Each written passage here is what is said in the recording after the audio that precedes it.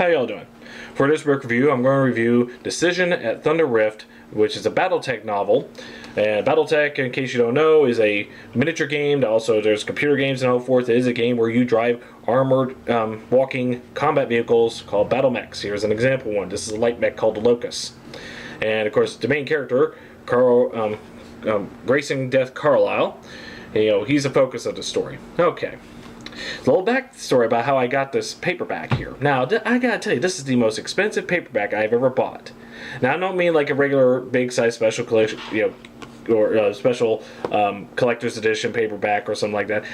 Look at this. This is the type you find in used bookshelves, in any bookstore you can find. Normally, books like these would cost either the cover price, if not cheaper.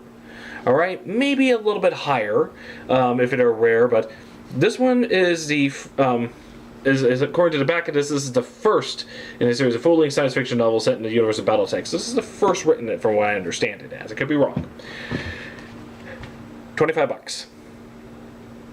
$25 for this paperback. All the other paperbacks, in Battletech are regular price or cheaper. This one is most expensive. Is so expensive. I thought they were price gouging in the bookstore in Oklahoma City where I got this at. So I went home and looked up online. That was the minimum price for a physical physical copy of this. Wow. Good news. You could get a copy of this, a digital copy of this, from Catalyst Game Labs, who is currently making a miniature game, for 99 cents digital copy. There are two more books in this series, which is Mercenaries Star and The Price of Glory. This is part of a trilogy, as usual with these things.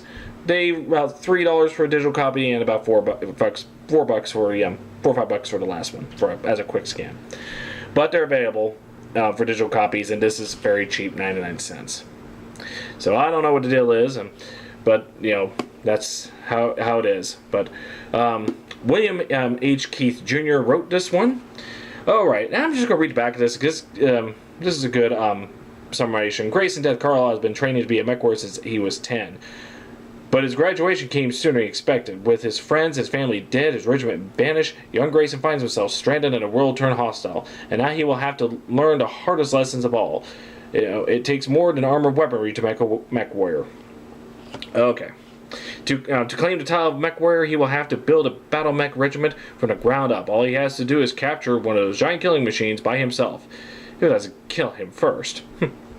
Okay.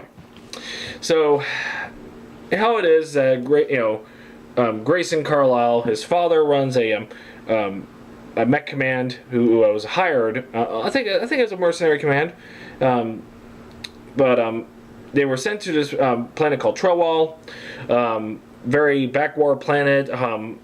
The orbit, due to the way that the orbits run, they can have very long cold nights and very long days. Pretty much a desert, rocky planet, with only this story takes place around main city, which is Sigard, I believe, and there's a place north of it. Let's see, yeah, Sigard. There's a map in this one. Of course, a lot of these are a map of Trowal, Sigard, and then you got the spaceport, and you got the castle.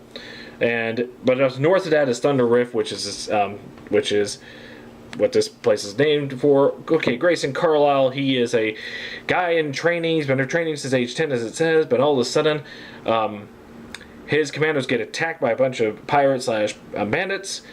They kill his father and destroy or capture any mechs that they possess. And now he has escaped being executed, but he's now hiding in the city of Sigard. The planet does not trust off-worlders. And they kind of blame his people for all the upset that they're going through. So while he's trying to hide, the bandits end up attacking the city with a few light mechs. Grayson, took the scattered military people of the area, and he guided them into capturing 2 light mechs. Usually this is a incredible feat because usually it takes another mech to to stop or capture another one. But they were able to do it with just the right weaponry and a lot of luck. He becomes a hero. So they and he's like, he said because of his deeds, the ruler of the world has, in the city at least, they hired him to set up a new lance, which is a least of 4 mechs and a regiment of soldiers that are supposed to be anti-mech in combat.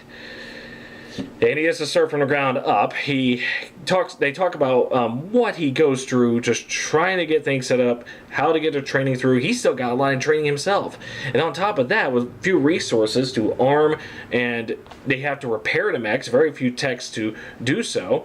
They have to replace the head of one of the captured ones, or else it can't run.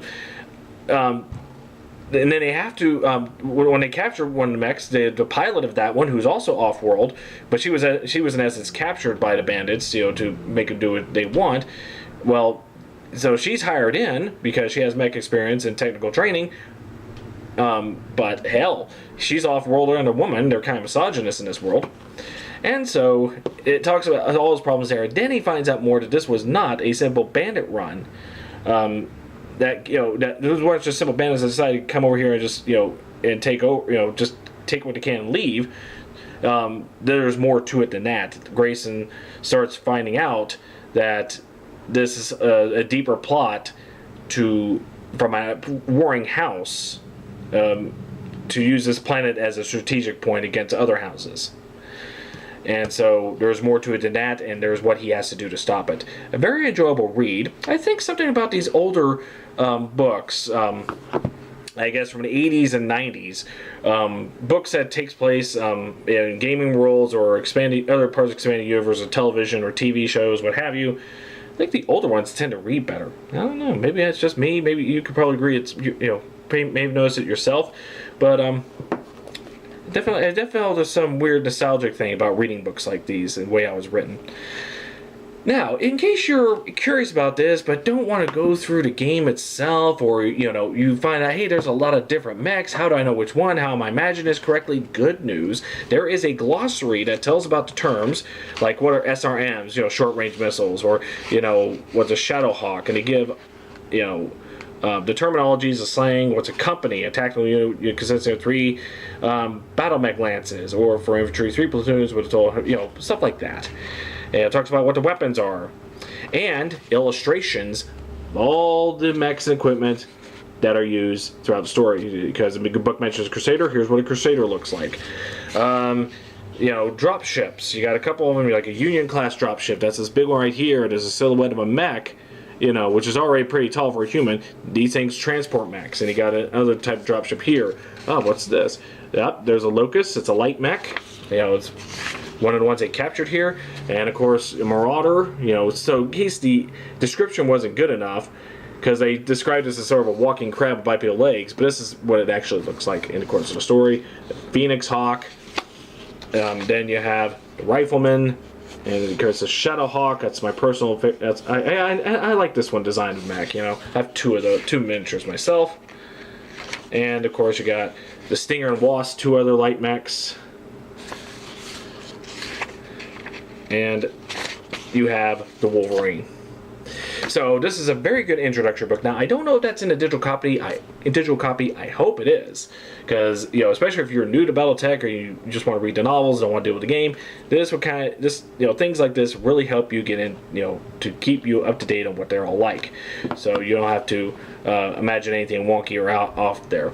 So Decision at Thunder Rift, I found it a very enjoyable read. I'm currently reading Ideal War, which is the other Battletech novel I got, to see how that turns out. So Decision at Thunder Rift by William H. Keith Jr. If you can't find a physical copy, I'm going to link down below to Catalyst Game Labs so you can get the digital one for 99 cents. So, in case you didn't like it, you didn't pay much for it. So, thank you all for watching. You have a nice day.